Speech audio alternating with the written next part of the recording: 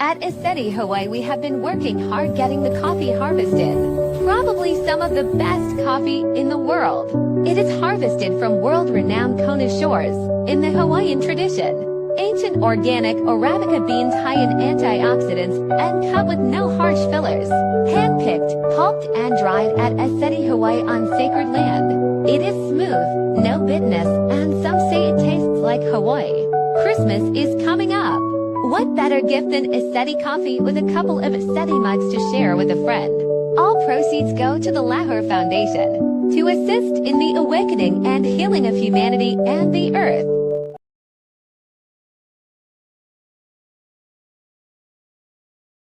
SNX Radio invites you to unravel the mysteries of the cosmos with us as we dive into UFOs, cryptids, and everything otherworldly.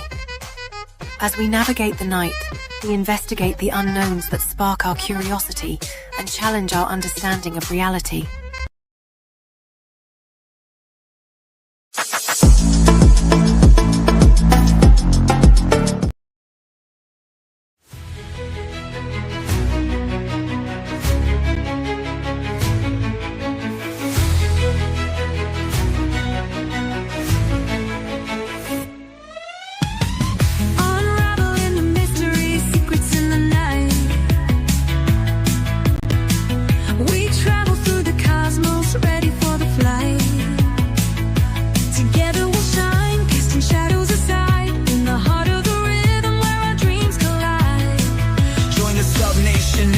The truth is our guide in the vast expanse. It's where we reside. Hands up to the sky, let the bass ignite. Feel the groove surround us, everything's alright. From this combination X quest, the truth is our guide in the vast expanse. It's where we reside. Hands up to the sky, let the bass ignite. Feel the groove surround us, everything's alright. SNX Radio, let the truth ignite. Together we'll shine, bringing shadows to light. The frequency, let's explore the spots. Heavy bass drops with tight beats. Illuminate the shadows, the echo of our call. On this roller ring we'll never fall. Feel the energy rising, can you sense the spark? As we dive deeper into the cosmic arc. Stories of the universe, mysteries unfold. In the heart of SNX, where the truth is gold. Every note we play, every line we write, crafting our legacy, shining ever bright.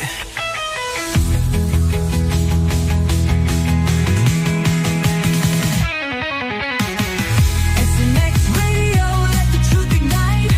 Together we'll shine, bringing shadows to light. In this cosmic dance, we're connecting the dots. Tune into the frequency, let's explore the spots. Here in the spotlight, we're taking our turn. With the fire in our hearts, let the passion burn. SNX Radio's call, ringing through the air. Together we rise, together we dare. So join us now, let the rhythm flow. With SNX Radio, we're ready to go. Unraveling the mystery side by side, we stand hand in hand. In this dance of truth, let the story expand.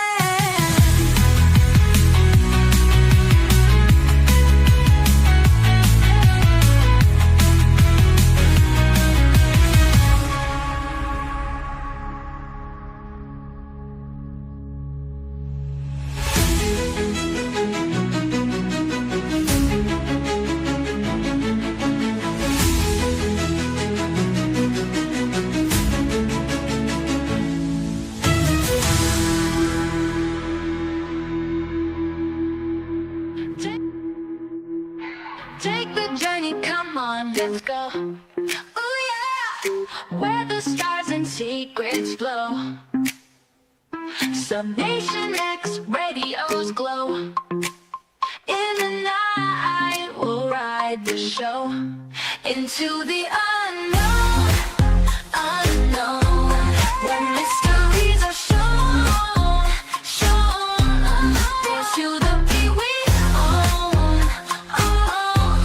Come with us and let it go.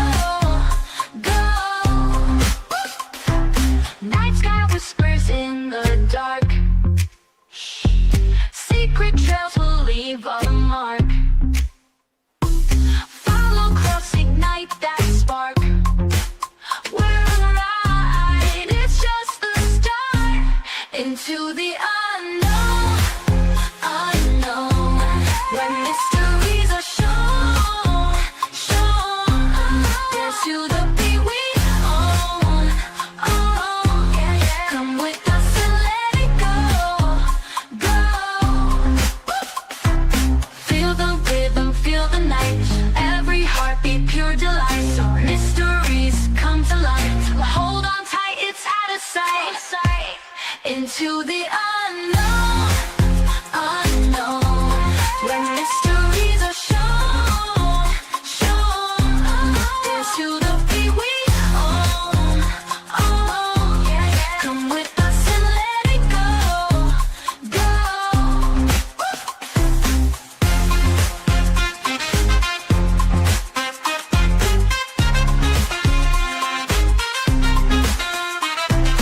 Feel the rhythm, feel the night. It's every heartbeat, pure delight. Mysteries come to light. Hold on tight, it's out of sight. It's out of sight. Into the unknown, unknown. When mysteries are shown, shown. Dance to the beat we own. Oh, yeah, yeah. Come with us and let it go, go.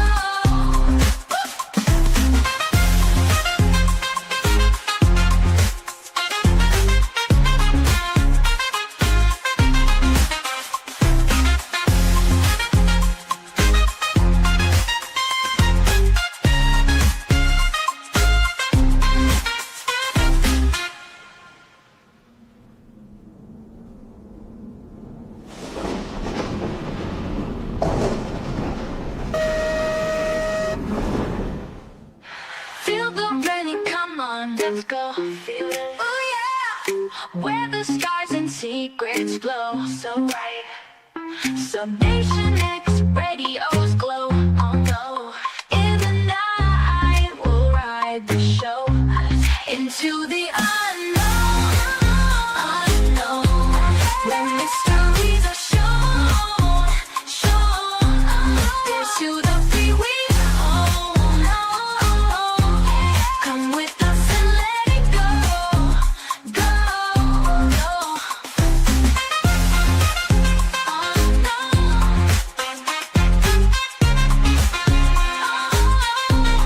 When mysteries are shown, shown, shown. Dance to the beat we own. Come with us and let it go, go. Take the journey, come on, let's go. Oh yeah, where the stars and secrets glow. Some Nation X radios glow. In the night we'll ride the show.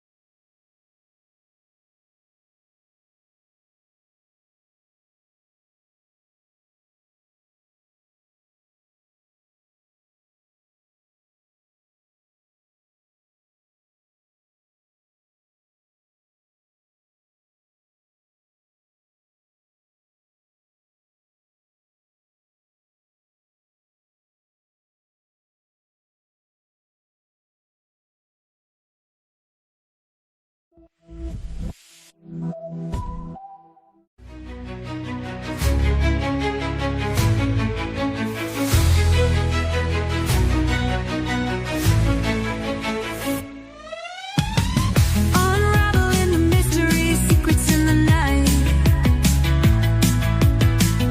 We travel through the cosmos, ready for the flight. Together we'll shine, casting shadows aside. In the heart of the rhythm where our dreams collide. Join the sub-Nation X quest, the truth is our guide. In the vast expanse, it's where we reside. Hands up to the sky, let the bass ignite.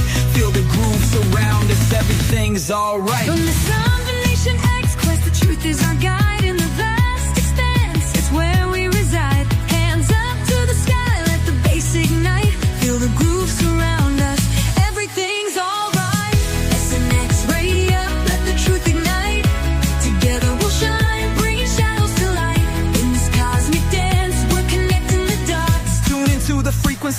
let's explore the spots. Heavy bass drops with tight beats. Illuminate the shadows, the echo of our call. On this roller ring will never fall. Feel the energy rising, can you sense the spark? As we dive deeper into the cosmic arc. Stories of the universe, mysteries unfold. In the heart of SNX, where the truth is gold. Every note we play, every line we write, crafting our legacy, shining ever bright.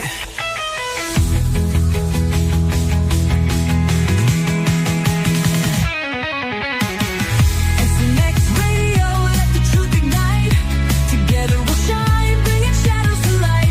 In this cosmic dance, we're connecting the dots. Tune into the frequency, let's explore the spot. Here in the spotlight, we're taking our turn. With the fire in our hearts, let the passion burn. As the next radio's call, ringing through the air. Together we rise, together we dare. So join us now, let the rhythm flow. With SNX radio, we're ready to go. Unraveling the mystery side by side, we stand hand in hand. In this dance of truth, let the story expand.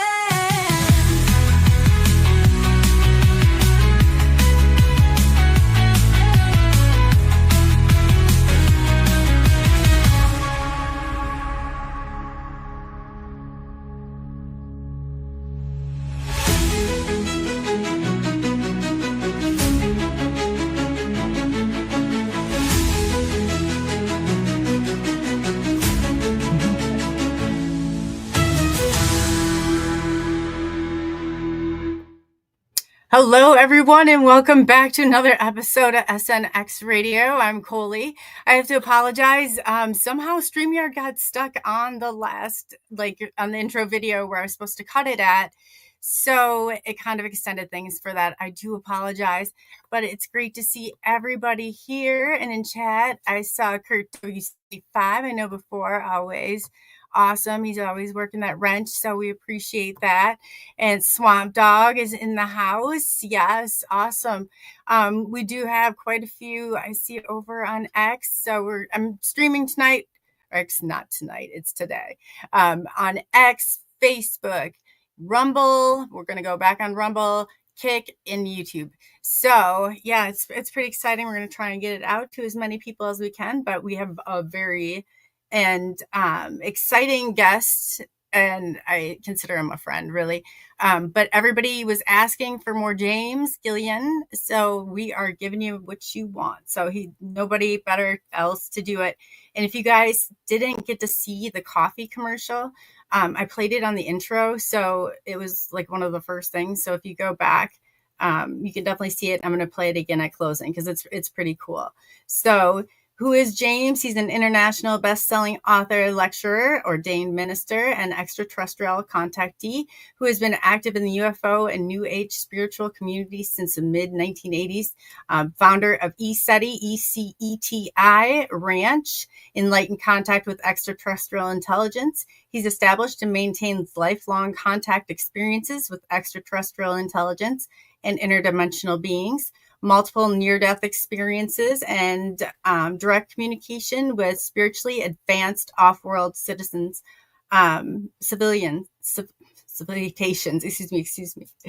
I'm going to start all over. So anyway, he promotes the idea humanity is entering an ascension process, and that benevolent ETs are assisting Earth at this time. So without further ado, I'm going to let you I'm just not going to talk here for a second until I get myself back in order.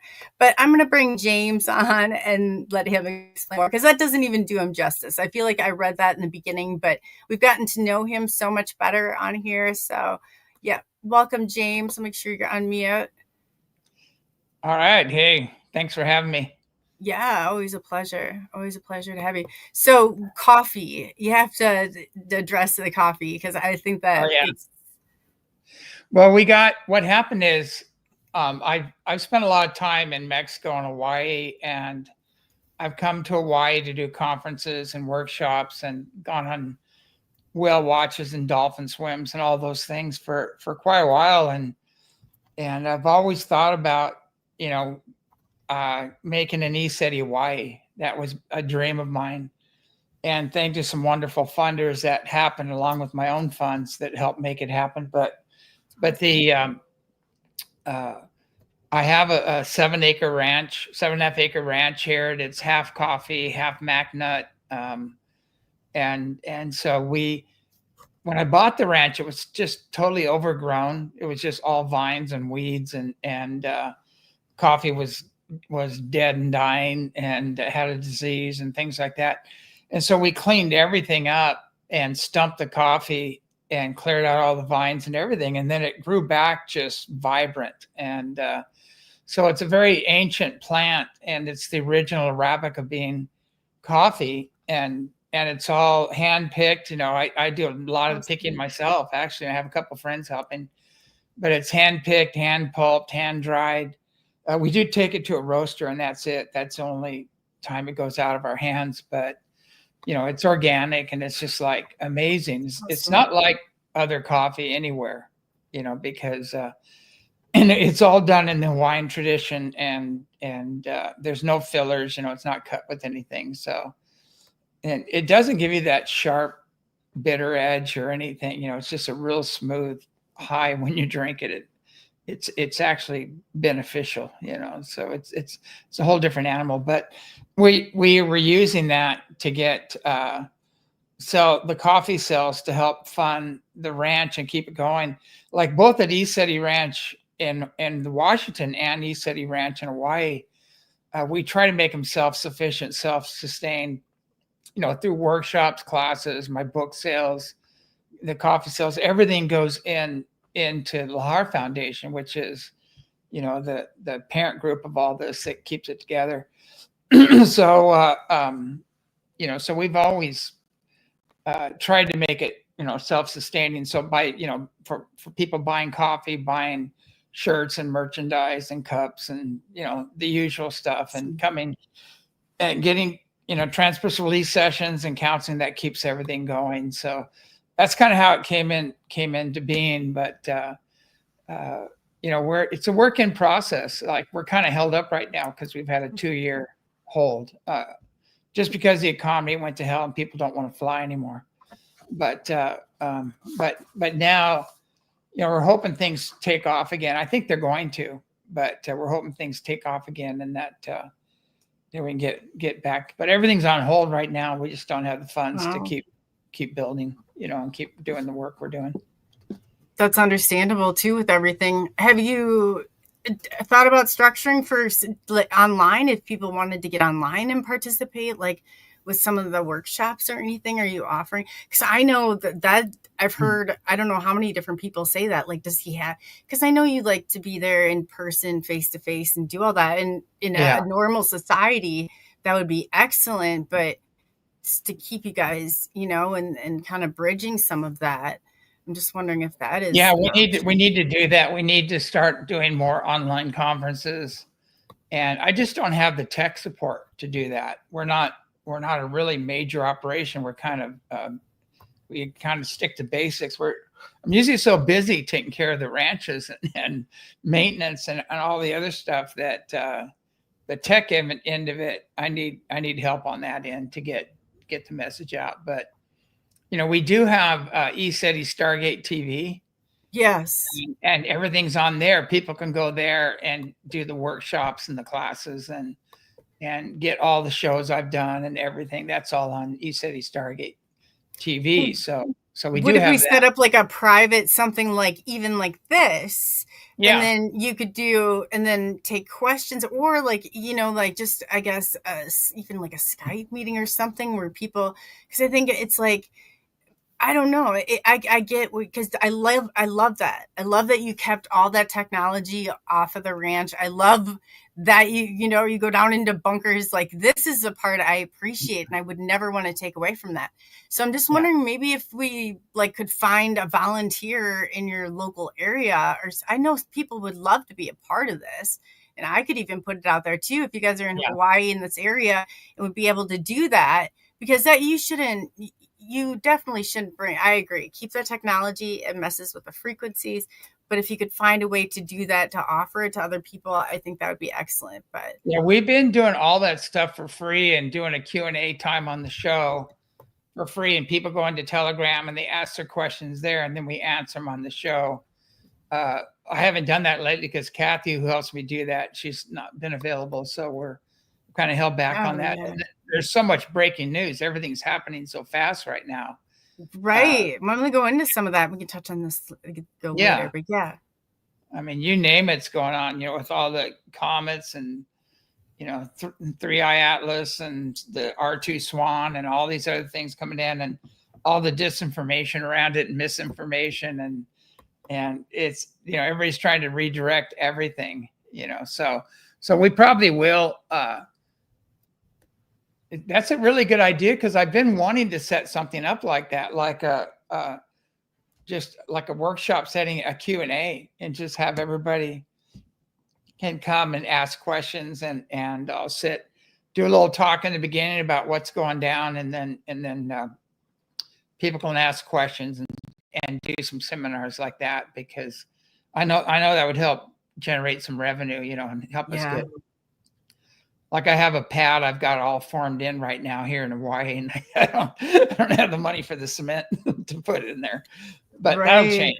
That I think everybody's going through really hard times right now, and I think it's going to flip after January, but because things that are set into place, like JSARA goes into effect in January, the new quantum QFS it's already in place. It's going to be announced.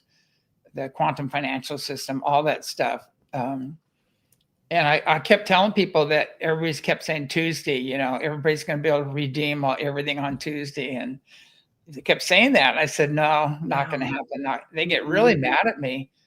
And then they'd ask me why. And I said, because there are some very, very dark, evil people heavily invested in this. And until they're arrested and taken out of the picture, why would you want to give them millions of dollars? It's the white hats aren't going to do that. They're not going to allow that to happen. So, they've got to be taken out first. There's a lot of cleanup has to happen, and then the funds will be released, and the other stuff. All the other stuff is going to happen. But I'd say January on, it's all going to bust open, and bust loose. I agree. There's a lot in the making. You don't know exactly, have you kind of connected some of the dots, and what, you can connect it even with what's going on with the AI, not the AI, the 3i Atlas. And I mean, it's just all some odd timing too. What a thing. 3i Atlas comes through and says, you're not ready. Sorry, and sorry, you can't have contact. Okay, you look at psychology. When you tell somebody you can't have contact, what is everybody going to do? They're going to get off their ass and start making it happen. They're going to go, what? So there's a lot of manipulation going on there with, from the beginning, when 3i Atlas came in, it was doing weird stuff. It was starting.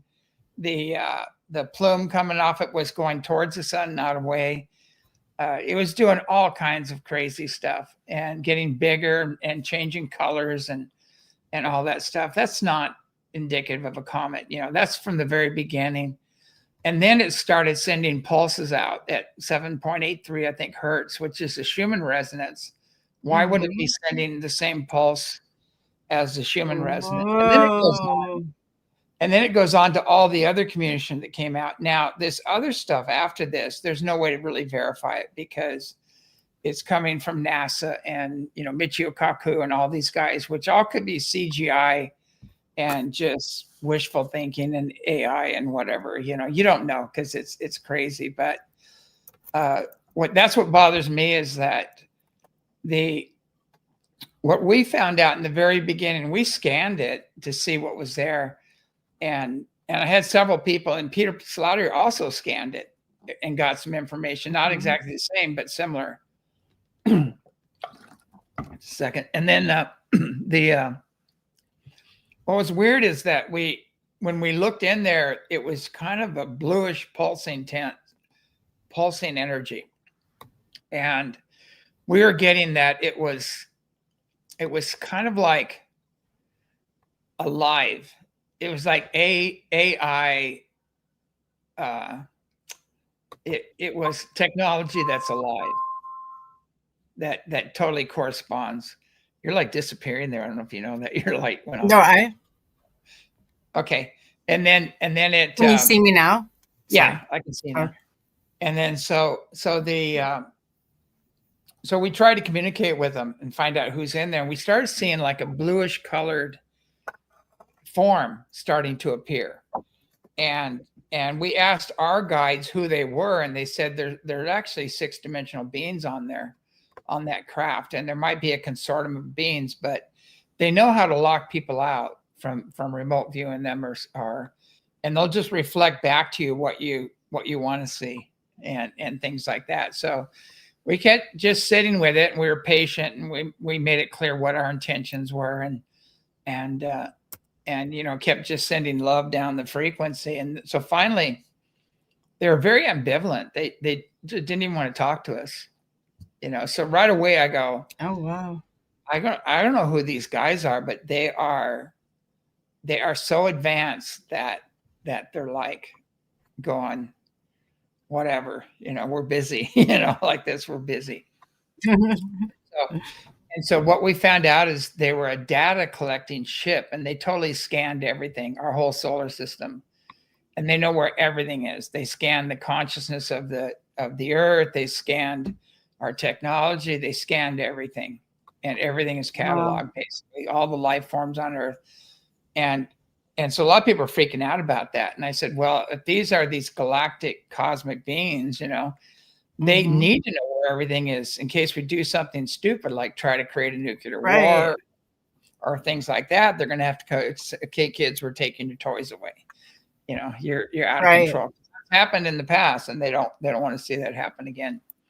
But a lot of people freak out about that. But we never felt a threat. We never felt a threat at all. We felt at the most ambivalence, like we're busy. No, we're not going to land. We're not going to work with the humans. We will work with the councils, the higher councils, and the Galactic Federation, so to speak. But they said, we're not working with, no, we're not going to come and land. And basically they said, you're not ready. And that's the same message that the other guys were saying, you're not ready. So in a way, you really think of that on a higher level by saying you're not ready. You're going to really force people to take a look at themselves and change and try to rise to the occasion. Because when you tell a human, you can't, what do? It's just like a little kid. You don't do this. Oppositional. They're going to do what not to do. It's just, they have to learn through experience. So it's kind of different, but there's a lot of different levels to this. On a psyop level, they're trying to say, oh, it's just a comet. It busted up in a bunch of pieces. It's gone. It left. That's where they want to go. They want to bury this thing, and it didn't happen. Another level is that they're going to say, oh, they don't even want to have anything to do with you. They're gone again. No more disclosure. No more. That was it. You failed. It's over with. ETs aren't here. They're not coming. And so that's another psyop level that can be played out here. And then another level is to try to discredit all the people in ufology and everything. The authentic people, they're going to try to discredit that. Oh, yes, they will. Yes, they will.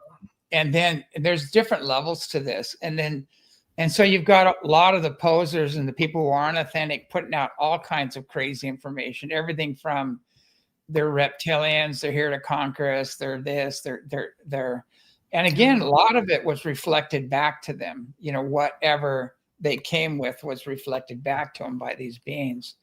So they saw kind of their own reflection or their own projections that they projected into it. But Great. And I have that going around on X that somebody took my brain scan. I'm not a reptilian. Like yeah, it sounds crazy, but there's some people in this community that will believe stuff like that. And oh that's how yeah. this whole thing just gets going. And it just like, it's Oh, crazy. you know what? The UFO community, unfortunately, even the spiritual community, I've never seen so much gossip, backstabbing, competition, and these are all they all shunt your spiritual evolution. Basically, people don't Mm-hmm. realize when you're playing around in those realms, you're at a very low frequency, a very low vibration. Oh, And yes. we got, when we had Corey on here, we talked about that, how the major UFO community, the big money behind the UFO community, it's a $1 billion industry, and how they just came after us, hook, line, and sinker. They tried everything to character assassinate and discredit us. I mean, I heard Mhm. stories. I heard stories about myself. I mean, some of them I almost wish happened because They're probably more exciting than what's really going on. pretty I have a pretty monastic life almost, But I know. I know if yeah, it were only that exciting, yeah, right? I'm All over the here working my time. ass off, picking coffee and pulping and grinding, and cleaning up the thing and everything. And I've done all these wild adventures with all these people, and people I don't even know.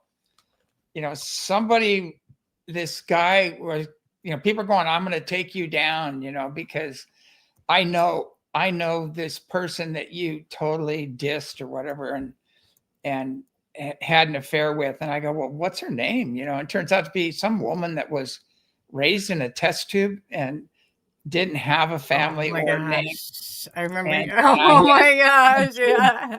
I had kids with her. I had kids, had an affair and kids with Oh, her. So, congratulations. yeah. Yeah. Yeah. And I go, Wow. okay, I'm a father, it's like, where's my cigar?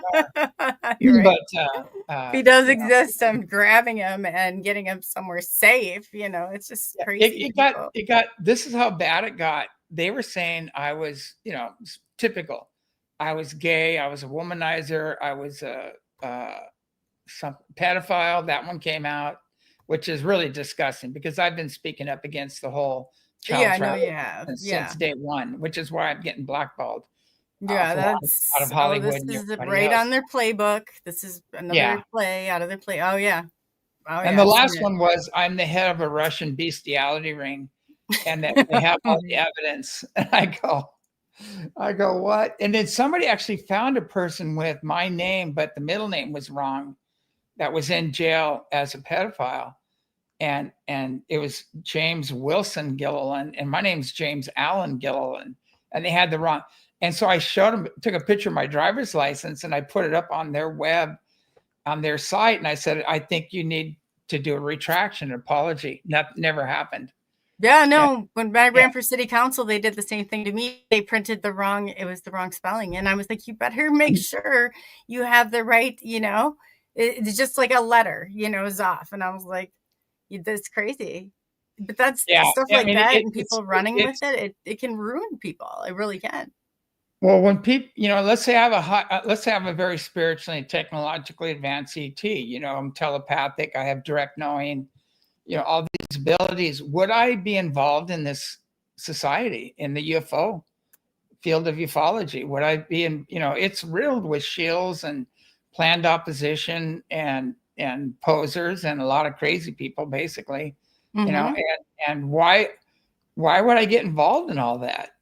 That's why disclosure's been a fail for over 70 years, 80 years, basically. But I agree. because it's a controlled narrative, it's always been. And so the people that are speaking out against the controlled narrative are blackballed, are censored, and especially people who are authentic. Peter Slattery's one. There's quite a Mm-hmm. few others out there, and we have the most incredible evidence. We have the ships, every size, shape, and color. Photographs of the beings. We know who's on the ships. We know a lot of them by name and their cultures and why they're here and who they've been. Who they were in the past. There are a lot of our ancient ancestors returning. We have all that information, but it's been totally censored. In most of the UFO community, and now we've been blackballed out of the major conferences and everything else. And even when people sign us up, hey, can you come to this conference? They go, yeah. All the other speakers that are posers and shills and everything freak out and go, I'm not coming if he's coming. And then they cancel it. Oh, oh Yeah, boy. cancel it out. I mean, that happened a while ago at Contact in the Desert. I didn't realize, one of the event coordinators came up to me and they go, you're probably the most loved and the most hated person in the UFO community. And to me, I go, hated? Why? I don't hate anybody. I don't have any enemies.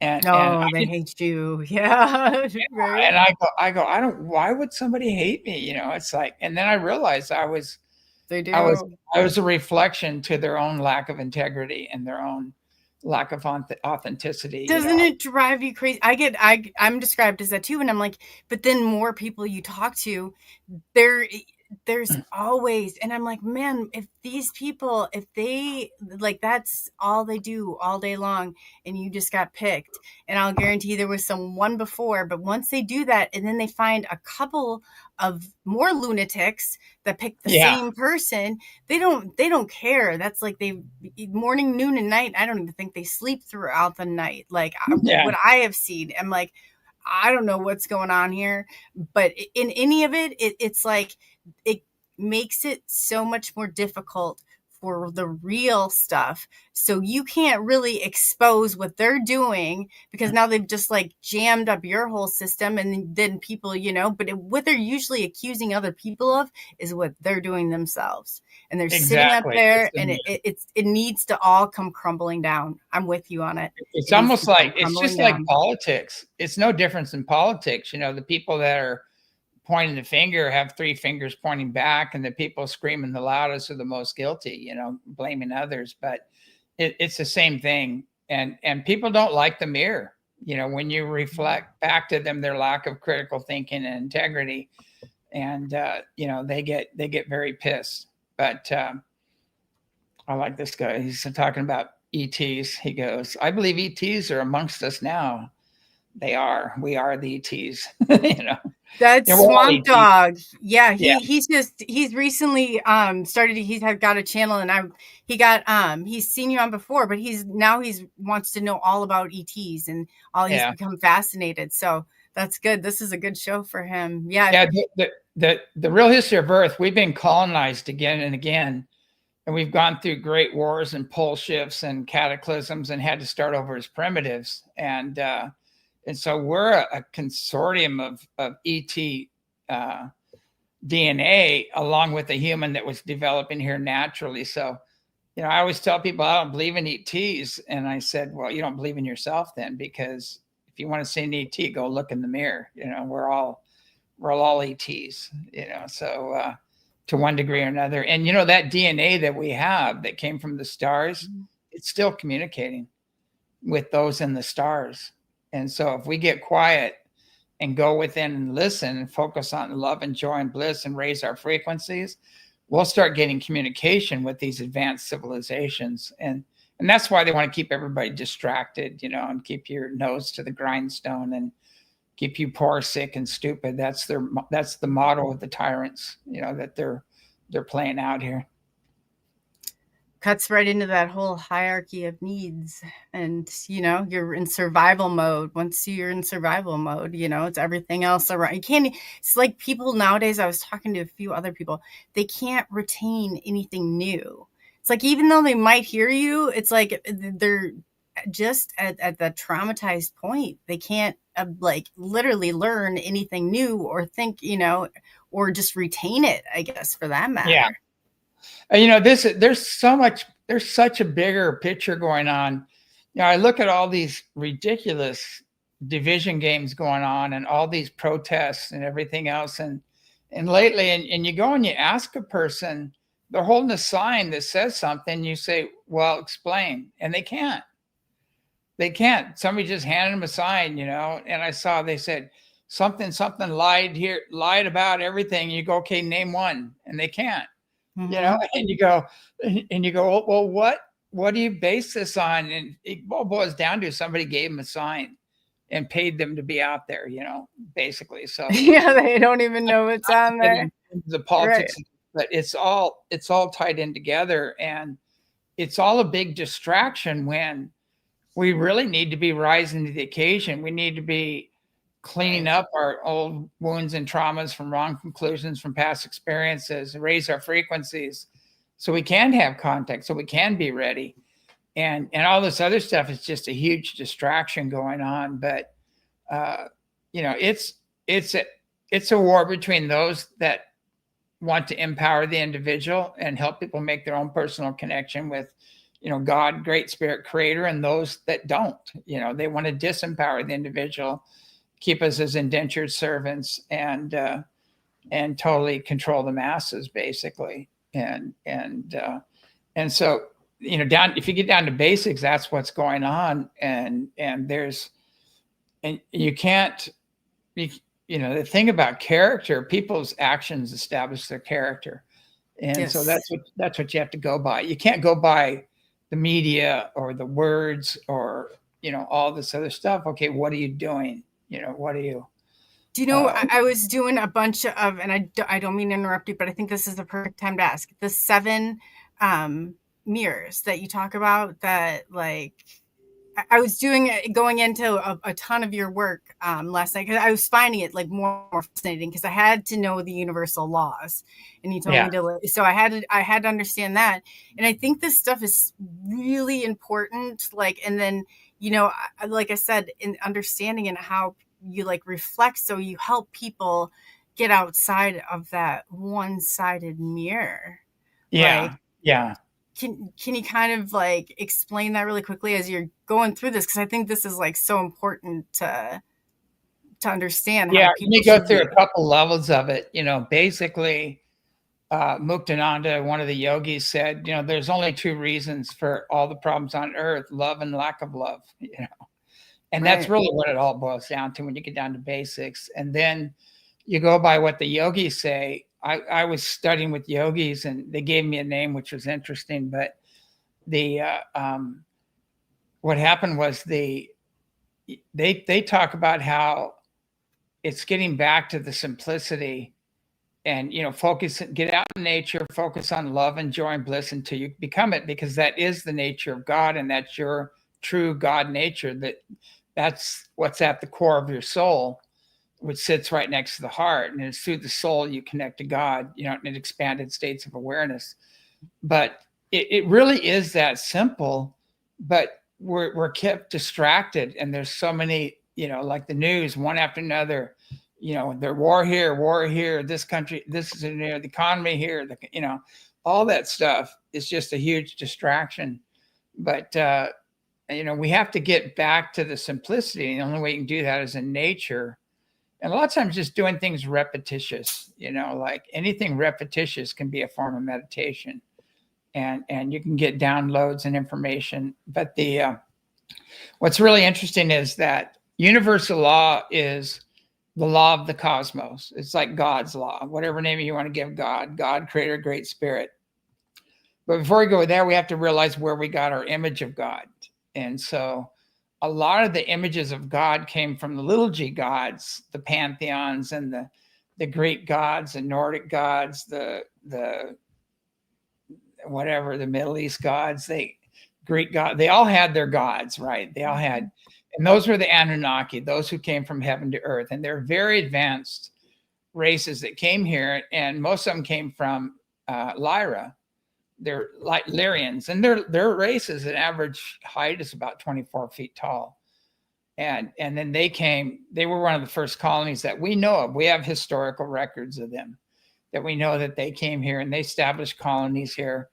And it was really interesting because they would always rise up to a high level of civilization, and they'd build their stone temples and country, temples and buildings and everything, and the megalithic buildings and all that stuff. And then they'd get into turf wars, and they'd divide, and then they'd go to war, and then they'd wipe themselves out and have to start over. And some of their wars were so devastating that they set into motion other cataclysms like pole shifts, and their lasers, they were cracking the earth, and they dropped the firmament, they dropped the clouds, with their lasers. And we can do that now. We're realizing we can control weather with lasers and things like that. Well, the thing is by doing all that stuff, they kind of created their own demise. But and so that's all recorded history about the division, the Anunnaki, the Great Wars, all that stuff. That's we found that on cuneiform tablets and everything, who they were, and that's all there. But and then so they kind of wiped themselves out, and that was the end of the giants and the end of all the, you know, you can call them Nephilim, whatever. Those are all tied to that group. And then the second attempt at colonization of the earth was the Palladian colonies of Atlantis and Lemuria. And so unfortunately, the same thing happened. The Lemurians stuck to universal law, which is basically universal peace, brother, sister love, individual freedom, and prosperity for all. It's like we all rise together, and those who are blessed, you know, with abundance are more fortunate, help the less fortunate. You know, that was the way things were organized. Well, the Atlanteans went off into worshiping the intellect and science and control through science and domination, and they went off the reservation basically. So they got into a war with the Lemurians and melted down their cities, which is, they're under the Gobi Desert right now. The big green glass that's underneath the glass fields that are underneath the Gobi Desert, that's remnants of the Lemurians. Wow. But so the Lemurians, you know, they're both spacefaring. You know, people have them as running around in little leather suits and jungle people. No, they're both spacefaring people. So the Lemurians decided, well, we're just going to drop a meteor in on Atlantis and put an end to that, you know, so they did. So there's a big hole there called the Atlantic Ocean, you know, and that was the end of that civilization, you know. So we're starting over the same. We're at that same thing.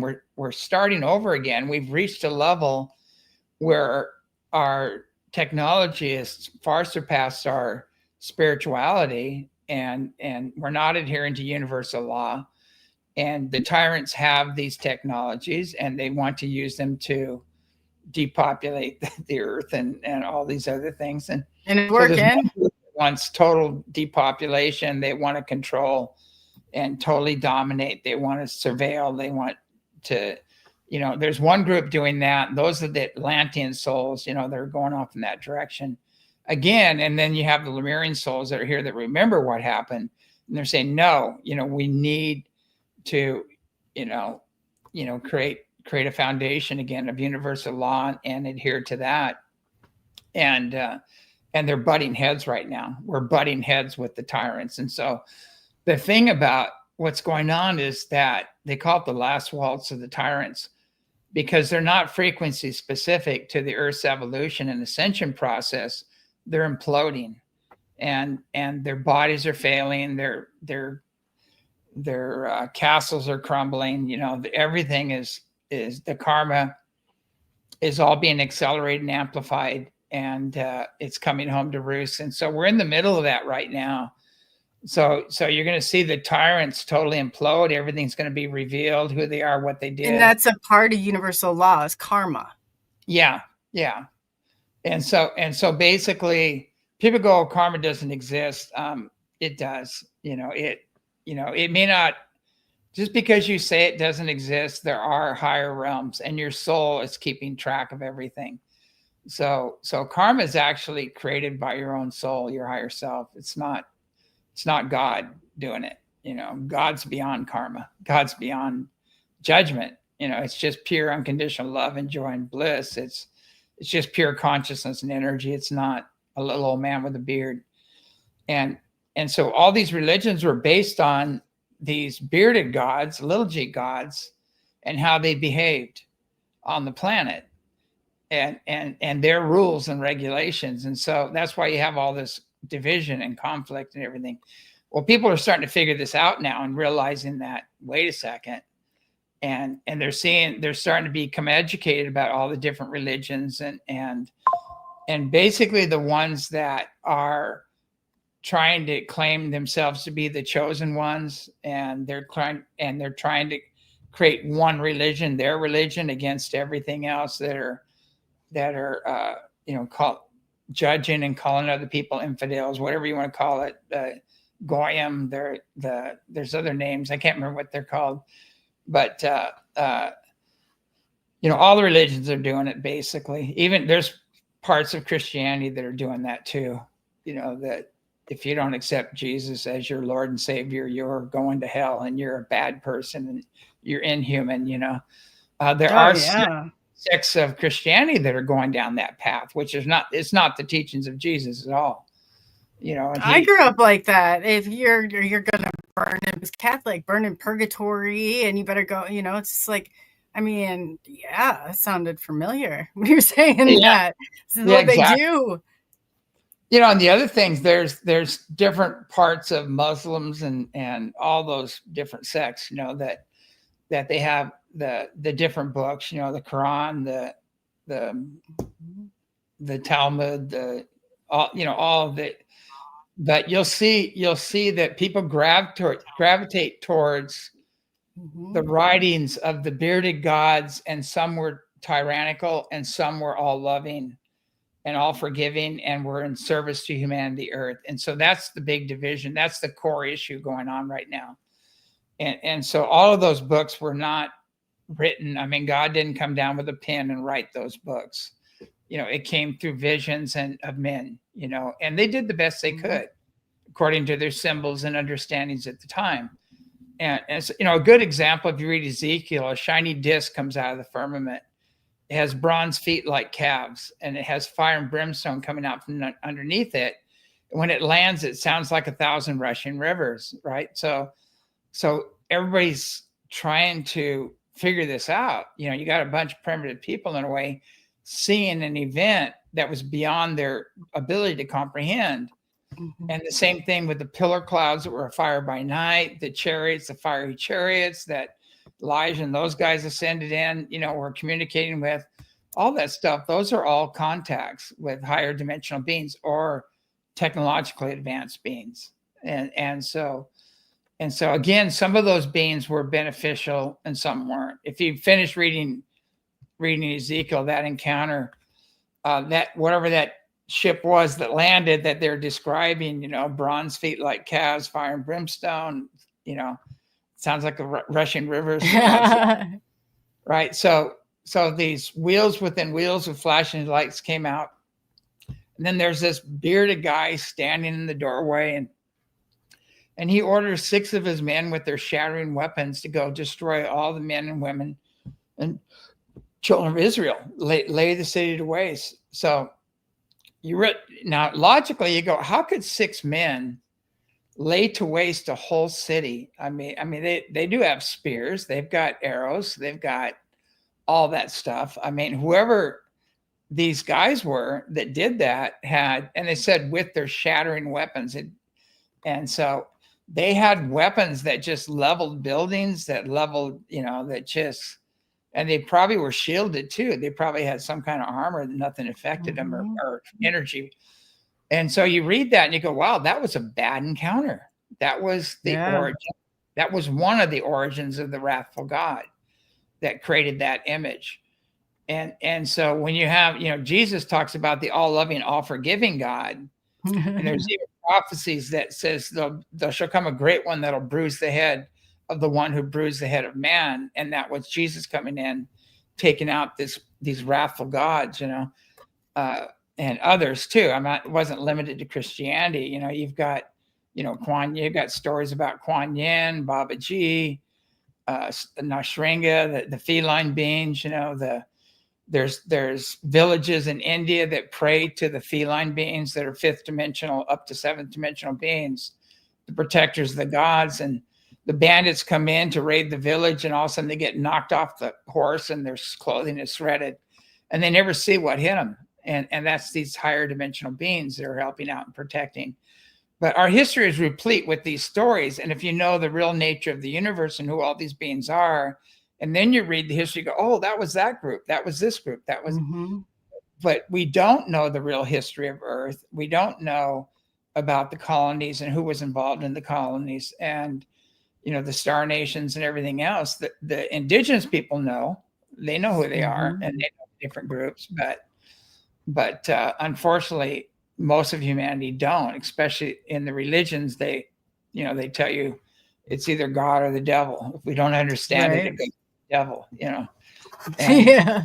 so, and that's sad, and we are pretty primitive that way. That's when, see when Atlas says you're not ready, because there's still people clinging to the past and misinformation and disinformation.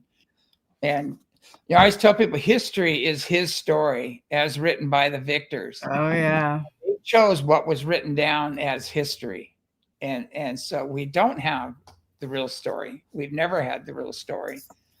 And if you want the real story, talk to people that have been around for a million years, that have been overseeing since day one.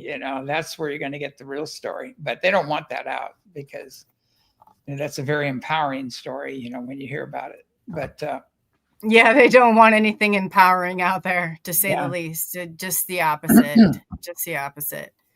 And they don't realize, once people have new hope, or they have new ideas, or there's new options available, and that's where, all the suppression of information that comes from yourself. Like when I've really gone through it, and I'm like, wow, I mean, they've gone to great extents to make your information extinct, is what I was thinking, in my head. But they've gone to great extents to stop this from the information from reaching the people. It's insane. Well, you look at like Tartaria, basically, in the I think it was 1800s, 1800 to 1820.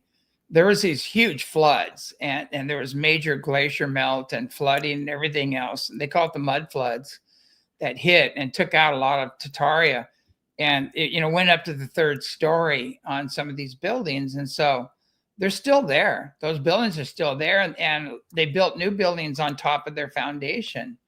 And that's why you dig down 3 stories and you find windows and all the, it's kind of like, it's quite interesting. But how could they erase that? I mean, that was almost a global thing. How could they erase all of that? That was just in the 1820s. And so all you got to do is wait for the civilization involved in that to kind of die out. And then you keep changing the official story, and eventually they're gone. They never existed, Yeah. And, they had huge bells they used. They used to ring these bells, and these bells would drive out any negative unseen spirits and things like that. And so they got rid of all the bells too. They got rid of the sound frequencies. But there has been a group, a lot of us know who they are. They're very ancient. They've been around forever. And they're aligned with other entities in the unseen, and kind of, whatever you want to call them, demons, reptilians, grays, things have been around for a long time. And they've been controlling, the information. They've been controlling the evolution of Earth for quite some time. And now they're all being exposed, and they're collapsing, and they're not frequency specific to the ascension process. So that's part of the ascension process, is the great reveal, where all of this is going to be revealed. And it is now. And so all these people behind all these genocides and all this suppression of truth and all that, they're all being exposed. And some names are popping up, and families are popping up that never were before. You never even knew about these people. Mm-hmm. You heard about their subgroups, they're public people that were doing their bidding, but that's all being exposed right now. And we're seeing the whole network on how they used to control everybody. That's the Epstein files. Everybody was involved in that, like governments, I was trying to think, the Mossad, the CIA, the English, the royal family, all the agencies involved in that, in that thing. And that's why they can't cover it up. I mean, they can't let it out. Also, too, is the white hats are using a lot of it to kind of blackmail the dark hearts, the cabal, into giving them information and putting it into this whole network. So blackmail's the name of the game right now. People put all that out there in their emails and think about all the information, and they thought a Gmail was safe at one time. Everybody is either complicit, complacent. I mean, they're blackmail's the name of the game. And that's all coming out right now. That whole network is going to be exposed. and it's been held back. This is my intuitional feeling. I could be wrong, and I do not support in any way whatsoever anything that happened to those women and little boys too as well, and the child trafficking. I'm 100% against that. I've always have been, but I think what's happening is that sometimes you have to use the enemy's tools against them, to take them down, and so. I think they went in and they dropped a whole bunch of folders on a whole bunch of high level people, and they said, you work for us now. And so basically, but even by doing that, that's a temporary fix in a way to get rid, to get the top levels out and take care of that. And that, but everything's going to come out. It's all going to be revealed. And what's funny, the ones screaming the loudest for the list, a lot of them had the most visits to Epstein Island. Yeah. So isn't that crazy how that works out that way? Yeah. You would think they would be quiet, like, oh shit, I better just back out of here and go away. They're not. They're up there. I can't believe it. They're going. One guy was 70 times there. I can't remember how many times, and they're up there just like attacking and everything else and trying to attack Trump and everything. I go, what are you doing, guy? You're on the list. You were there 70 times or 17 times or whatever, And those are the people that are accusing other people. Yeah, that's exactly how they work. And that's all going to come out. I think everything is going to be revealed, and eventually, and what's going to happen. This needs to be sorted because they're trying to merge, like the accusations with things that have and are actually going on in the community. And it's one is like just, vomiting their stuff over onto the other. So there needs to be a way to separate that. It's out of hand. It really is out of hand. And the gossip, until people know and have seen all the details, you really need to get a wrap on it, because you're going to find yourself in a place that you have egg all over your face, because I'm seeing it more and more. And it's just, this isn't just started. This has been going on for years. Yeah, you can see a lot of people, their consciousness, see, with this energy coming in, you can't suppress things anymore.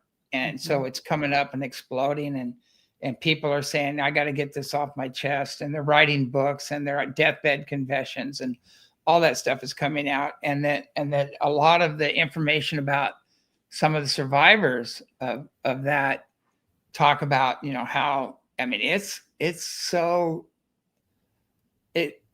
dark and so degenerate. I don't even want to talk about it on the show. You'd probably get canceled, but it's all coming up, and major people that were actually involved in hunting them.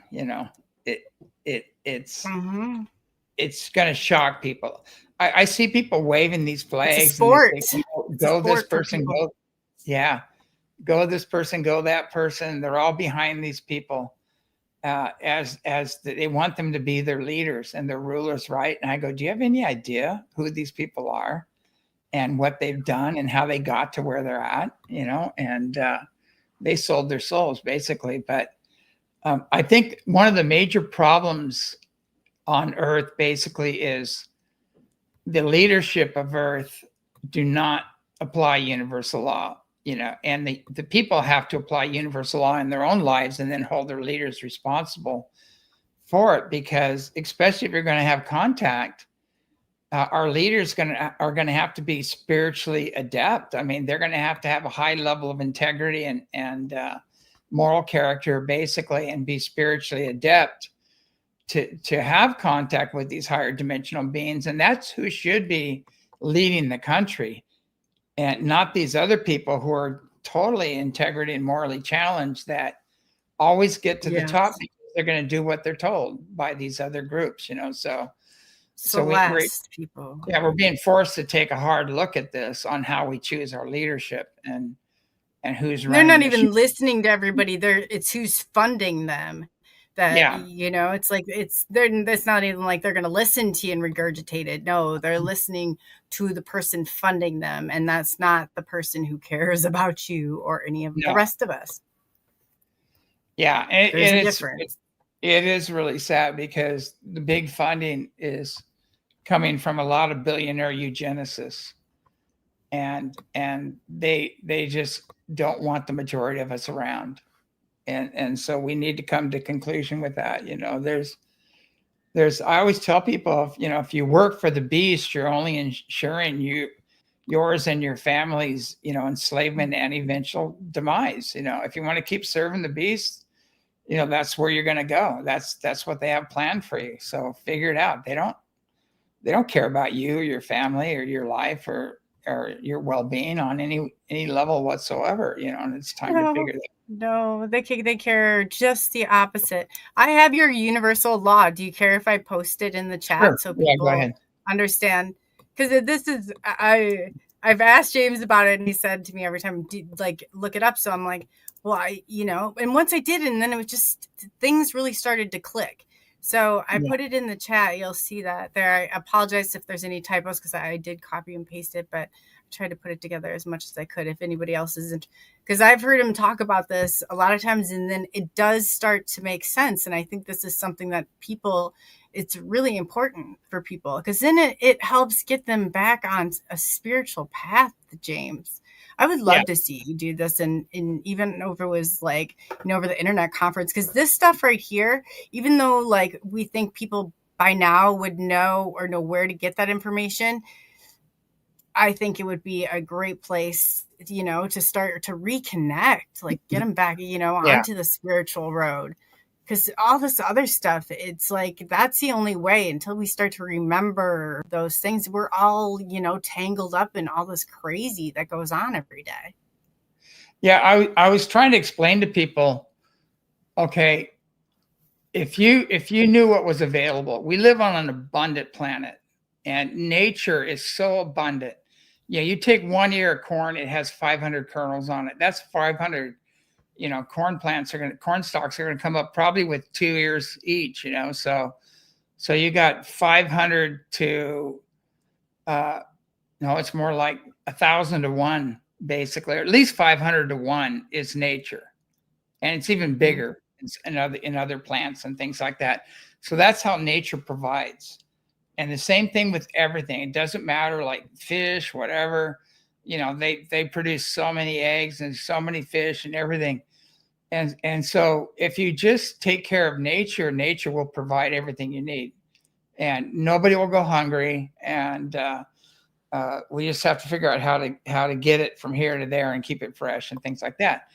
Well, we have all that, we have that technology to do all that, to preserve it and to transport it and everything else. Okay, that's one level. So nature's abundant. There's no reason anybody should lack. Lack is manufactured. It's controlled. Yeah, so totally. You get that. So once we understand that level, we can go, okay, if that's the case, why is there lack? Who's creating the lack? Who's poisoning the food supply? Who's doing this? And go down the line, and it all goes back to the same people every time. But and then when you look at we have another good example, and I've had this stuff in my hand. I've held it. I've seen it work. We have anti-gravity. We have counter-gravity. We have fuelless energy technology. We have medbed technology. We have frequency technologies. All of these things, and natural remedies that can heal almost anything very quickly. And all of this is being suppressed. Mm-hmm. So again, by who? And what would happen if this was unsuppressed and we cleared out all the other crap that's not real, and we had some kind of a Kennedy commission, RFK commission, that is going to go through and clear all this out and provide the real stuff that heals people, and bring in the new healing technologies and everything else. We can regrow limbs, everything. We have that technology, and it's in Space Force and the other stuff. But the why isn't this available to the people? And so again, if this was all made available, we take a quantum leap in evolution, and we put an end to the war, into disease, into all of this stuff. Once you get rid of the war and disease profiteers, take the profit out of war and disease, it comes to an end. And Absolutely. so basically you have to look at the big picture on what's going on here and who's controlling everything, and then start exposing that, for who is not allowing this quantum leap in evolution, who is allowing children to die in hospitals of cancer, suffer, and not allow these technologies to come in. Who Yep. kind of person would do that? And you're looking at people, the big money, big pharma, basically, who would kill millions of people, and make everybody sick and ill, and then give them another disease, another thing to mask that symptom, and another one. They don't really care about people's health. So you go back to universal law, which basically is universal peace, brother, sister love, individual freedom, and prosperity for all. You can put in health and things like that. You can add that in there too. But basically, if you're not operating under universal law, you're serving the beast. You're working against humanity in the earth. It's that simple. You're either working with the universal law or you're not. It's not that complicated. And so that we have to get, and so we were operating on universal law, with the Lemurians and Atlanteans at one time when the first colonies, they were overseen by other beings that were saying, that live according to universal law. And, they have their gods and masters and things as well. And they were saying the same thing that we're saying now, but they fell and they collapsed and then start over. See, so we have the same thing. Are we going to allow the beast to run everything? The people that are the tyrants that are just in it for, they're into self-service and greed and, self-gratification. Basically, that's all they're after. But, are we going to let them to run the show? Or are we going to bring in the higher evolved beings that operate in the universal law? That's basically, we're at that same juncture in time right now where the timelines are splitting, and those who want to live according to universal law are going to continue and live a spiritual life in harmony with each other in nature. And like the Hopi prophecies, and those who want to take technology to control and dominate on a downward timeline. And that timeline is going to collapse. And it's going to be social, economic, and collapse total. And so we choose which timeline we want to be on. And so basically, that's what we're choosing right now. We can either choose to live according to universal law and go forward and ascend, and go into the next frequency, or we can go on the downward spiral into total, social, economic, and environmental collapse. Those are the two options. And the gray area in the middle, that's being cleared out too. And they're cleaning up a lot of those energies that have been holding us down and suppressing us. And some aren't physical, some are non-physical that we need to clear. So like in my workshops and classes, I cover in self-mastery ambassador training, I cover all the beings involved, seen and unseen, who I cover all of that, and how to heal unseen negative influences, how to create sacred space, and all that's in the workshops and the classes. And even on clearings and the website, the clearings are even on the website. And every single one of my books, the clearings are in the books because they're so important right now. Because we have to realize not all of our thoughts are ours. Yes, we're in a web. We all exist within the unified field of consciousness and energy. There's some lower conscious beings affecting us emotionally and mentally, and so not all of our thoughts are our own. So we need to constantly clear that energy out, create sacred space, and remove any unseen negative influences. And that's what we teach, which is, I think, is the most important thing on the planet right now, is to teach people how to create sacred space and how to clear out the unseen negative influences so they can make. And that's going to stop that. Like, people don't realize it's like it's so convincing to you. It is so convincing in so many ways. Otherwise it wouldn't be so prevalent in your life. But when that comes forward, and when James goes in, I have to say he's done 2 clearings and things, and what I needed to stop. But his method, things he shouldn't have. I mean, it was absolutely made a believer, and I will never, I've told the story I don't know how many times, but it really was enough to stop me. And I was like, wow, this is so important. Like, this is so important. You don't realize how much of this day in and day out, and how much this you collect with you, and you're so, tapped into the matrix on what's going on, and your programming, or whatever you want to call it. This is a way you want to break that, and you want to get rid of those, otherwise you're under its control. Yeah, and we have everything we need within us. We just haven't been working with it. It's like a muscle. We never used it, so we have to start using it. But we all have our own personal God connection. We all do. There's nobody doesn't have a, you're not human. There might be some, what do they call them? Non-PC, something players. I don't know what they are, but Right. out there.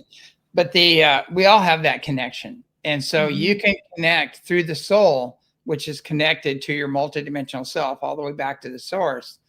And through the soul, you can focus on love and joy and bliss, expand your fields through the heart, do these clearings, call on one of the masters that you want to work with. There's like, Yeshua ben Joseph, which is Jesus's real name.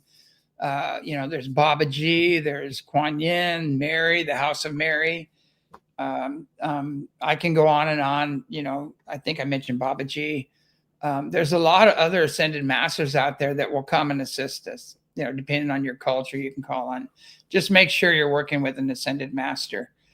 We call them the beautiful many, and the beautiful many are the ascended masters, the spiritual and technological advanced off-worlders that are coming from the higher dimensions, all that. You got some energy coming through there?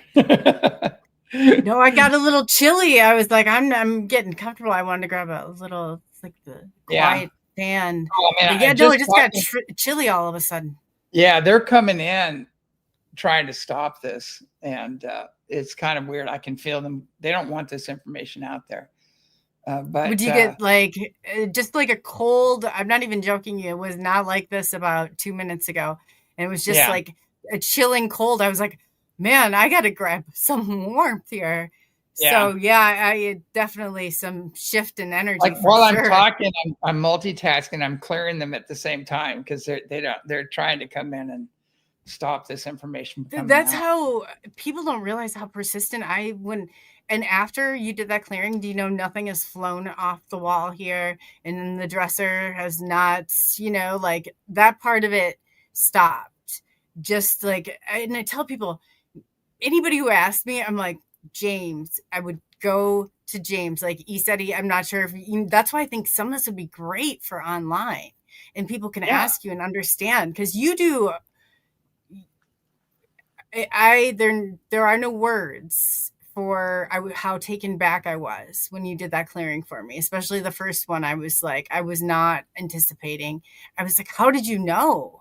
It was just mind blowing, but it changes the course. And if you want, and you want to change these things and these patterns, people, you got to do the clearings. You got to do the hard work too. And, they're going to try to shut you down through fear and doubt and all this other stuff. They'll throw all that stuff at you. But, I always say doubt. You have everything within you. The beautiful many that you're calling on have the power, and they have the ability. They're there to help, but they want to empower you to make your own personal connection with source or creator, great spirit. So they're going to be working on that level. They don't want to be worshiped. They want you to make your own connection. Like no dependencies. And that's how you know a true master. A true master is trying to empower you as an individual to make your own personal connection with creator, not, creator, God, great spirit, whatever you want to call it. They're not there to be worshiped. They're not there to collect billions and trillions of dollars. That's kind of self-serving. I never could understand this. And they would say, oh, you have an issue with money, or you have this, and could be, but I always I go, what do you need like 15 Rolls Royces and how many jets and planes, and some even have satellites, some of these guys, and how are you why do you need all this stuff? It's all you need is the basics. I live a very simple life and I love it. It's uncomplicated. And all you need is the basics. You don't need all this stuff. And if there are those less fortunate, let's start, putting together food banks, get seed banks, get seeds out, teach them how to garden, teach them, all this stuff, give them, educate them into some kind of I'm trying to think of the word for it, like, teach them to be carpenters, teach them to be electricians, teach them to be, a way they can cover themselves, so. Oh, definitely.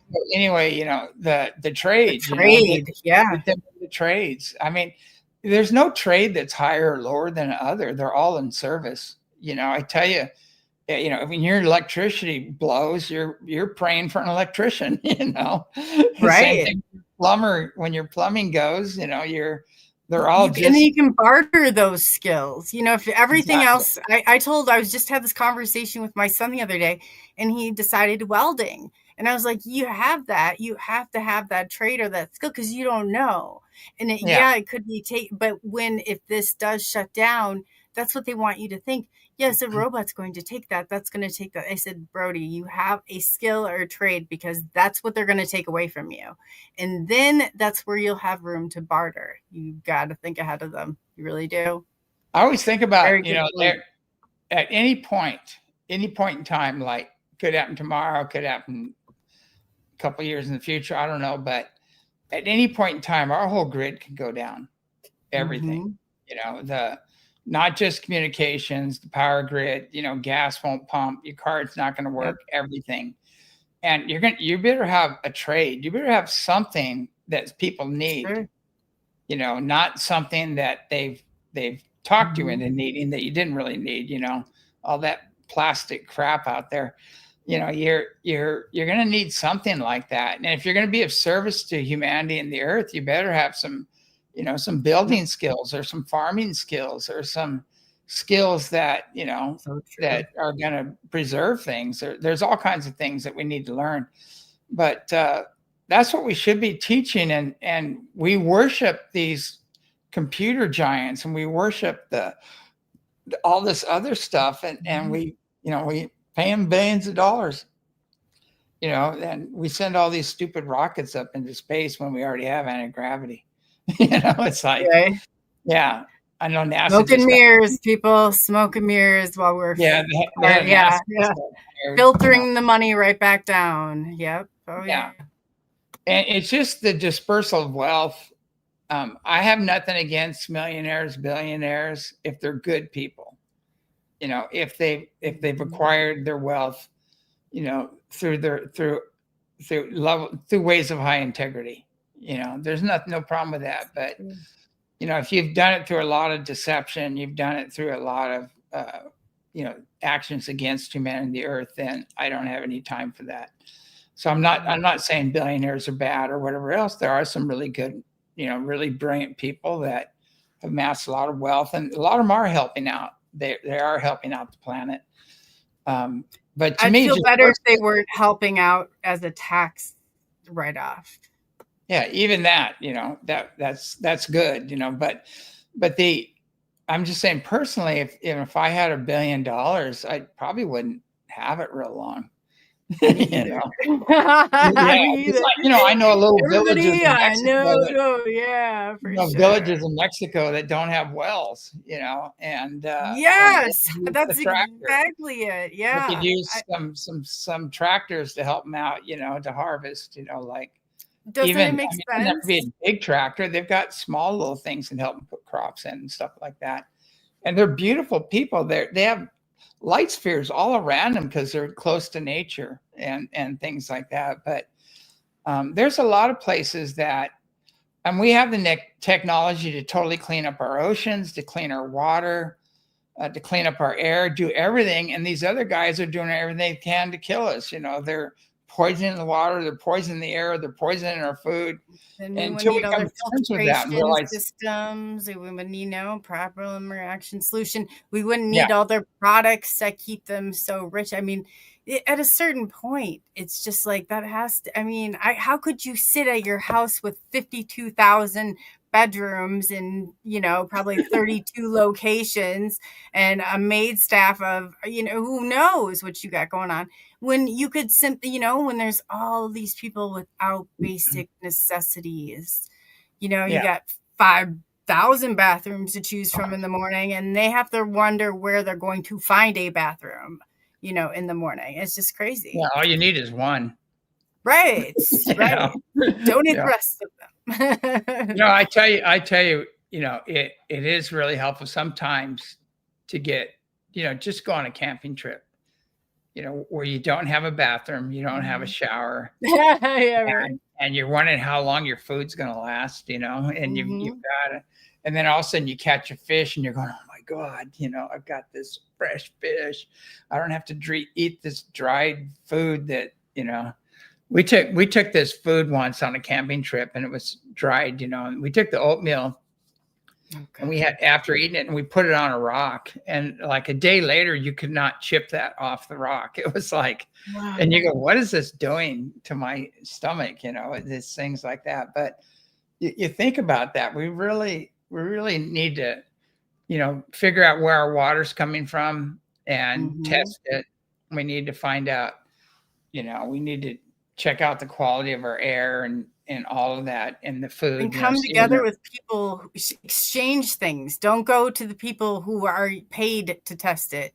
If Exactly. People in the community start list. I've done this before, and it's such a resourceful thing, where they've passed around things, part of like groups. What are your strengths? What are your, blah, blah, blah. What would you have to offer in cases like this? Because this is when we need audits. We need people to be doing audits on the system. The watchdogs are needed. Every place I've ever lived, I left better than it's like the ranch over there in Washington. We have chickens, we have sheep, we have all that stuff. And I put in ponds, big ponds and all the stuff there, reforested the area. It's like a sanctuary now. All the animals come there. It was kind of desolate. There was hardly anything there. And now we have huge gardens and everything's thriving. But I mean, we can all do that. Turn your land into a food bank, start just get as many seeds as you can. Just start planting them and plant enough for others and start sharing. And we'll be so abundant. Go to the markets, the small markets, the flea markets and the other ones, get your produce from the local farmers, and things like that. We really need to go back to that. And anyway, it's like, I always tell people, who do you think is going to be the last ones on the planet? And I said, probably the Amish, For real. Yeah. No, that's exactly it. Yes. Yeah, they know. And they know they're the closest to not being so self-sufficient, even on electricity. I mean, now they're coming, they're, into it, but there's still people in their culture that remember what it was like going with complete, and no electricity. Like that's there's books out there about, the Amish ways, and there's ways of preserving food without a refrigerator and all that. It's all there. How to make your own butter, how to do this, how to do that. And what's this guy has a question here. It's possible for this is from before. Yeah, I wanted to pull. This is from Andrew Rowlands. He said, what did James know of the higher self, if it's possible for him, enlighten us on what he may know about our higher self? Why isn't it the topic of higher self talked about more?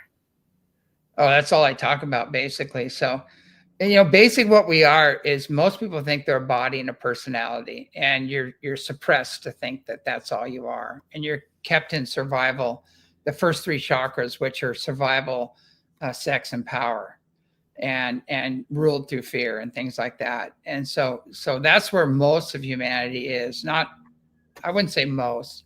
Some are up into the higher, have some of the higher chakras going. Anyway, so those are the lower chakras, and we're trapped in there. As you move up the vibration continuum, you go into the heart, which is love felt for everything, for everyone. And then you get into love expressed through the other chakras here. And then this is God seen in everything, where you start seeing the other dimensions, other planes of creation.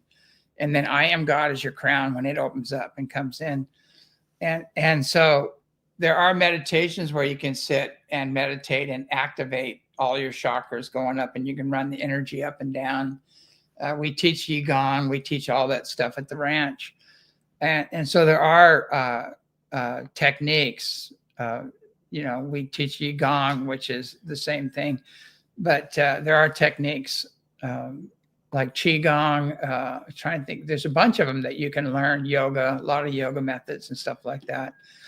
But again, like the yogis say, get out in nature and focus on love and joy and bliss until you could become it, and activate it, initiate connecting with your higher selves. It's not just one. And we're a multidimensional being existing on a vibrational continuum. And so we have our soul, which is above the personality and the self. And this within the soul has the astral level too, that has all of our lives, everything we've ever done or been, that most people don't have access to. And then above that, you have, there's different names for it. The TIC, Teaching of Christ, they call it your soul. And then you have your Christ self, and then your I am, and your God self, and your cosmic, they have all these different levels. And we exist on a vibration continuum all the way back to your God self, which is at one with God. You're totally one with God. And you're one with the one consciousness that encompasses all consciousness and all planes and dimensions throughout this multidimensional unified field which we live in. And that's what Jesus was aligned with. When he said, I myself do nothing, the Father through me doeth the works, he ignited that spark in the soul into the full flame and became one, with the one consciousness. And so Jesus, the man, was like pushed aside, and God was working through Jesus. And he kept telling people, this is the path, this is the way. I'm trying to think, he goes, ye are all God's children of the Most High. What happens when the child grows up? Right. You can't be a child all your life. So true. That's what I try and explain to people. I'm trying to teach my son how to survive.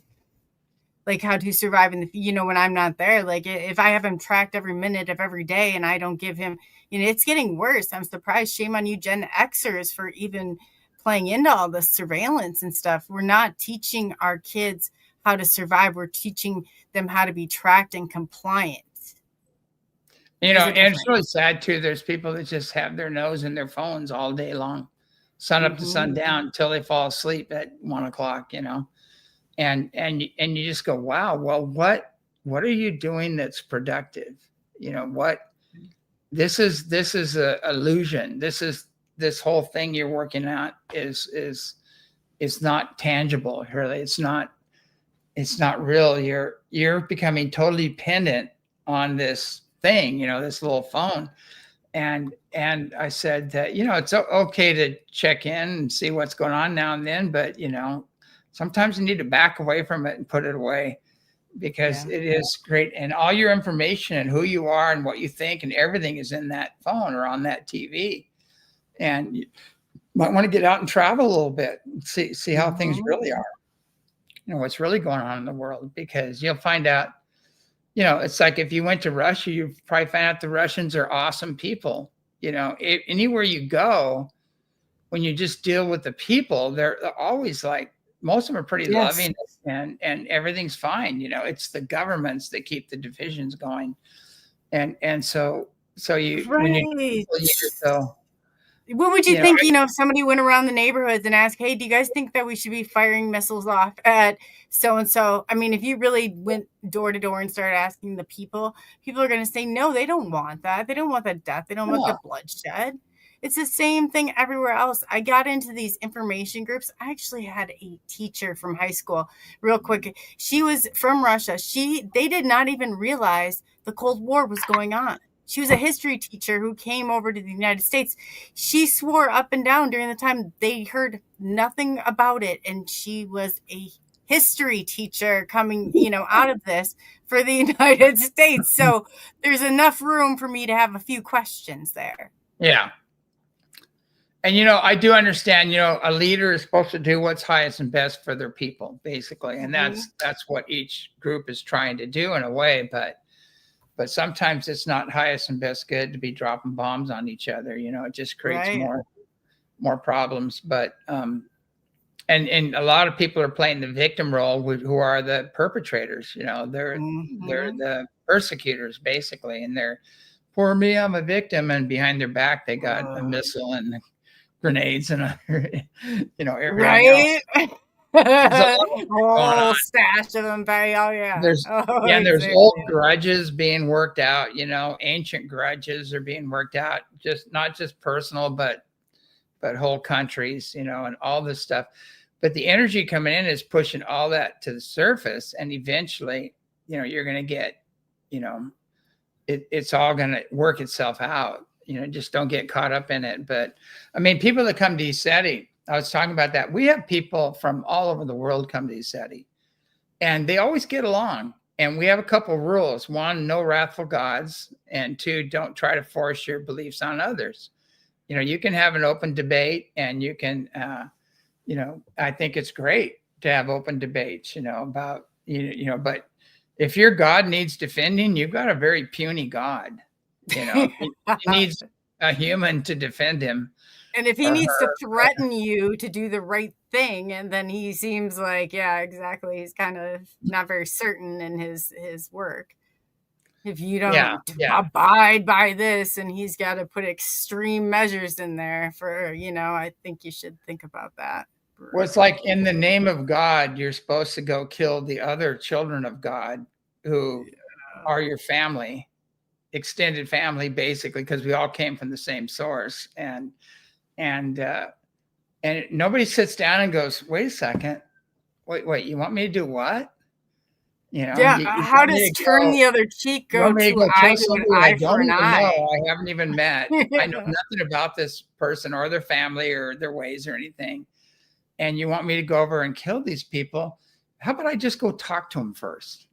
Yeah. How about we just find out maybe this is all a big miscommunication, And you go there, and they'll feed you and house you and love you, and they might ask questions and things like that, and you go, wow, But, and I'm not discounting the fact that there aren't some really bad people out there that are just, they've been taken over by their own anger and their own fear and things like that, which are actually entities that that opens the door for them to come in too. And there are people that need to be, you set firm boundaries with people like that. You need to stop that. And there are other people using that energy to get what they want, to expand, to land grabs. They're using that. Like I always tell people, there's no such thing as a holy war. There never was a holy war. There's always one king or leader that wanted what another holes in it, but no. And then they demonized those people, and then they got the churches behind it, and then so they could have their war, But without all that influence, there probably never would be a war. It's just all about power, money, power, and wealth. And why is it that these people, this is the most confusing part. They know we don't live forever. We don't live forever. But why is it so important for them to obtain all the money and the power and the control over all of this? This has been passed along and passed along and passed along through all of this. It's not in our favor. Whichever way you look at it, it's always been a control mechanism, always a way to keep the people in control, to do the work you want them to do. And, it's insane. It really is insane. Well, a lot of them have been programmed that way, by their family and lineage, basically. Oh, yeah. And then a lot of them have actually gone through rituals and ceremonies where they've been initiated into some very dark leadership, unseen energies, things like that. There's a lot to that story, but anyway, there's just, it goes back down to universal law in ways, basically. And there are dark realms, there are demonic energies, there are reptilians, royal reptilians, serpent beings, grays. They've been talked about throughout history. Those exist, and they don't really have humanity's highest and best good. Some of them actually hate us. Would like to see them, we remind them of Creator, and they want us gone, so there's an uttered hatred towards Yeah. humanity that does not make sense by a segment of the population. Yeah, and that stuff exists. And when people get into anger and rage and things, they allow that in. And then the next thing you know, they're not even there anymore. These other entities are controlling them. So you're seeing a lot of that, but that's all being cleaned up right now and being exposed. And really, we really need to get a foundation of universal law, and then hold our leaderships, feet to the fire on that. And then all this other stuff loses its hold, basically. You just ask somebody, well, how's that fit within universal law? How does that fit with being kind and loving? How does that fit in being of service to humanity, on the earth, and you have to keep asking those questions. Well, this action you're taking, how does that fit, with God's law, the real God, not the jealous, wrathful, bearded pantheon gods of old and Anunnaki that came here. We're talking about the all-loving, all-forgiving, pure, unconditional love and joy and bliss, consciousness and energy God, the creator of all creation, whatever you want to call it, the big cheese, the absolute, everybody has names for it. You just go, how does that fit into that? Because there are people that serve the beast, they serve the dark side, and there's people that serve the light side. And people go, well, that's division. I said, no, that's just reality. It's like Star Wars. There's a dark force and a light force. Division. Yeah, there's a gray area in between, and that gray area is getting cleaned up. So it's all going to be revealed because the whole planet's ascending, and we have two options right now. People go, well, that goes against free will. And I go, oh, no, we still have free will. We can either choose to ascend or take the downward spiral into total oblivion. It's like, you still have that choice, but with every choice comes a reaction. Reaction, yep. Yeah, so I mean, you choose the downward spiral, if you choose to work with the beast, you're going to go with it. You're going to go down with the beast when it goes. So true. And there's a difference between, like I agree, every action has an equal and opposite reaction. But there's such a true, in going through some of the hard stuff and staying true and being tested and true to your ground isn't the downward spiral to the rest. That's the point of where you get to decide. And, you think it, but nothing good really comes without a fight. Like nothing, it's not just handed over easy. It just doesn't work that way. Yeah, it's true. And true, the more you get out in nature, what I see is that sometimes you just have to put everything down and get out in nature. And you got to do the clearing work. You got to meditate. You got to clear your fields. And if you don't, this stuff just keeps building up. And then pretty soon, you're pissed off at everybody and going around barking at everybody. And that's because you didn't do, you didn't take personal responsibility for your fields and your energy. And we have a saying, if you don't like what you're feeling, do a healing. It's very simple. If you I like do that. You can clear out your house, you can clear out your family, you can clear out your business. You can do world and personal healing meditations. Those are all on the side as well. And we need to start taking personal responsibility for the earth and our environment and the unseen energies as well. We need to start clearing those up, and we can do it. We have everything we need. We have the tools within us, or we have the connection within us, I should say. And then all we got to do is use the tools. And it's like we were thrown on the earth without a manual. Nobody gave us the manual. No, I didn't get a manual. None here either. I wrote the manual. Yeah.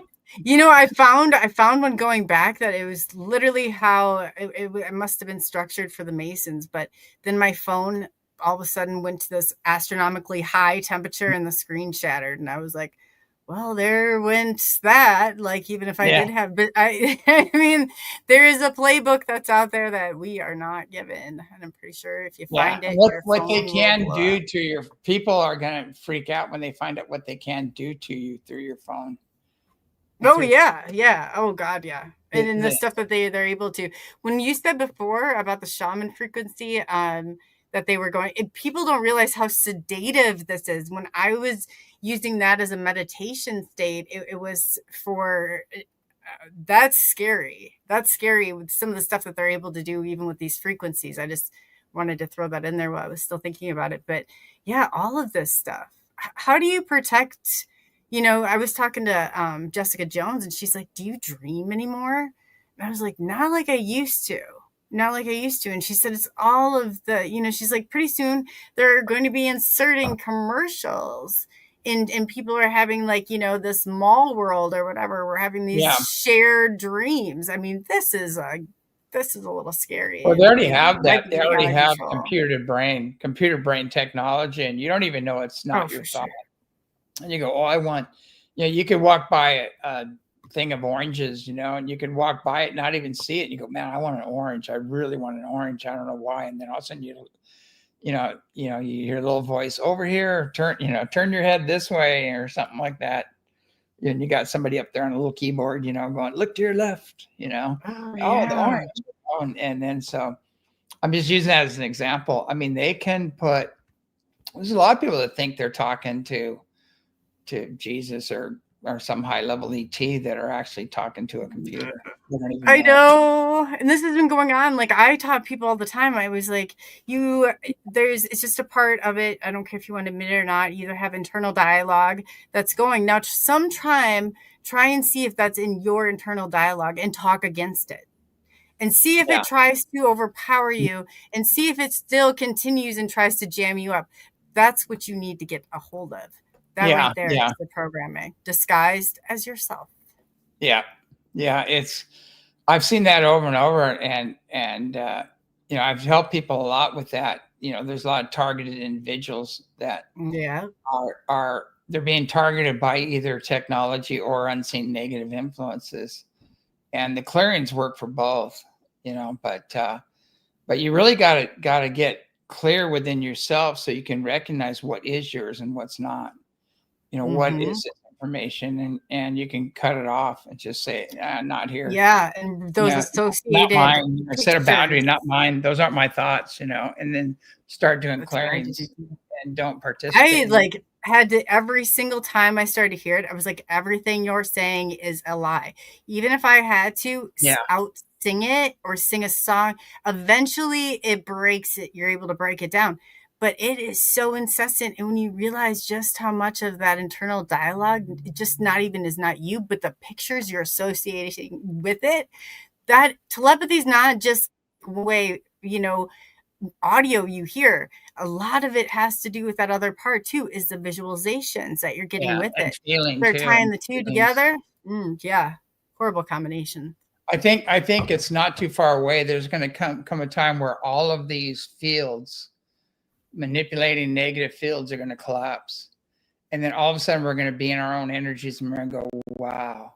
And you start feeling really good, and you start going, "Wow, this is what happened." Somebody flipped a switch, and that whole negative network is going to collapse along with that timeline, and then we're going to be in a different state. And when people realize, and then people are going to realize how much they've been manipulated. How much they've been suppressed, how much their energies. Fear is the primal. They'll get you and wrap you in on that one. I think it's kind of destiny that energy is not frequency specific to the Earth and her ascension. So it will collapse. Hopefully we can switch it out. Into, we can do the same thing with positive frequencies and broadcast positive frequencies and positive thought and think. We can do the same thing. It goes both ways. So what happens if everybody, hijacks the airwaves and starts putting positive thoughts out there and empowering thoughts, and things like that? That's when things start happening. I think that is, a lot of people are figuring it out and taking control of their own thoughts and actions, basically, which is, you should start a campaign, like something, at noon every day. Just people will start to see such a difference when you start to have, as soon as you're consciously aware of that, have that awareness, it changes everything. It really does. How about Personal Responsibility Week, where everybody takes personal Mm. responsibility for their thoughts, their attitudes, emotions, and actions, and Oh, a week just of keep expanding accountability. that. Yeah, Yes. I like that. I do. I that'd be a think that good one. is that'd be a good one. I think so too. And I know you've covered a ton of information, and I don't feel like we scratched the surface, but Yeah. if we're under 2 hours, I get those clips and I can send all of them to you. But I want to know if you'll um and I'm not sure how we should structure this, but I think if anything, and what I'm seeing, and I know that I think the nighttime audience, like, needs to hear this too, but kind of put something I don't know, together. The kind, just people. It seemed like even in the chat tonight, talking about universal law and what it was, and explaining a little bit more. Like I felt it. People are starting to catch on, and I hate to admit this, I'm finally really starting to catch on, and I've been studying your stuff for a long time. But it was like, you know what I'm saying? Like, just some of these basics again. And I don't know what your schedule looks like or whatever after the holidays, but if you want to do a part 2 on this. Yeah, I could organize that. Let me talk to my producer too and see, but Okay. I've been wanting to do something like that, but I haven't figured out exactly what and the timing. Yeah. But I'd really like to set up, a time, do it on like a Tuesday afternoon or something like that, Sure. or Tuesday evening or something like that, and do just say, okay, all we're going to do is this is going to be personal responsibility hour, and That'd be using brilliant. universal law in everyday life, and Yes. And then teaching them how to apply this to the real world. That is the yeah, part that's always missing. yeah, That's and actually brilliant. do the clearings. We could do the clearings right there, because I always do Yes. that before my show. I clear the show, and I'm doing clearings on people during the show, and everybody that comes in there, they'll say when they go to ECETI Stargate on the Rumble one, because I'm in the chat there, and everybody says, God, I feel so good. This is my family. This is every time I come in here, I get lifted up again, and I feel good about, that I'm okay. You're really saying, hey, this is what's really going on, and you're okay. You're not crazy, and Right. I always go away feeling really good, because I don't sugarcoat it. I talk about both sides of the coin. I don't do half truths, that a lot of people put out there. I would But love to do that and then pass it along to my, listeners, and then just like it's like a yeah, whole, with some of the stuff. I think that it would be so beneficial for everybody I because wonder people how we aren't. could do that. We could set it somehow to where it goes out on all of our networks at the same time. Yes, I can help And set that up over here too. I have some yeah, ideas. I'll cook you up with Jason, and maybe we'll figure something out like that. Yes, I think we could, especially a webinar. I think I have an idea, a couple of them. But yeah, Yeah. so well, I think we should definitely. James is not one of those people that sits back on stuff. He's like on it. So I guess today's a great. I mean, today's been one of the most beneficial shows I think that I've done in a very long time in regard to really applying this to the real world and being able to make these changes and start to organize and seeing the importance of all that again. Yeah. Is there, until we come back and figure all this out, what would you like to leave the listeners with today? Basically it's, keep the faith, basically, especially with, there are so many ships right now here, and they're cloaked. A lot of them are decloaked, and they're flying over major cities, everything else. And they're like God's cheerleaders. They're saying there is more, wake up. They're multidimensional cheerleaders, basically. And so don't give up. They're trying to say, oh, C1 Atlas left and it's over. We failed, and it's like, no, it's not over. It's still going. And so, yeah, it did scan us, and it did figure out where we were and what we need to do. And it's given us a way out. It's called transcendence. I just wrote a whole newsletter on transcendence and what it's about. And so that would be a good one to read on the show. Yes. Oh, yes. And then they can get onto that list. I'm putting James's website right down here in the chat. So it's ECETI study.org. And Yeah, we'll try and get the newsletter. Yes, that would be an amazing thing. And let's stay Yeah, we've connected got because there's a what lot you're of things doing I is think. paving the way here.